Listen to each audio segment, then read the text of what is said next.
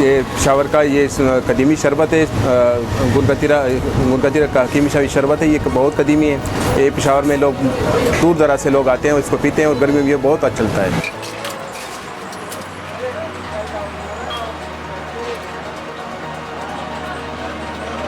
इसमें काजू, बादाम, चारमगज़, तिल, खजूर और खुरमानी, मेवा और अस्पेगोल, तुख्म मलंगा और ये गुलकंद, करवंदा, अशरफी और सत और से बहुत चीज़ें और शरबती संदल डालते हैं इसमें।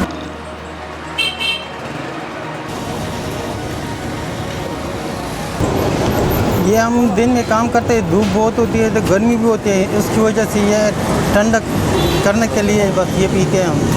इसकी वजह से जिस्म ठंडा हो जाता है। अगर गर्मी ज़्यादा है तो ज़्यादा लोग आते हैं, जिससे मौसम क्या से इसका भी फ़ायदा है कि जब मौसम ज़्यादा अच्छा हो तो बस लोग पीते रहते हैं। सुबह 9 बजे आते हैं और रात 12 बजे 2 बजे तक रश लगा रहता है।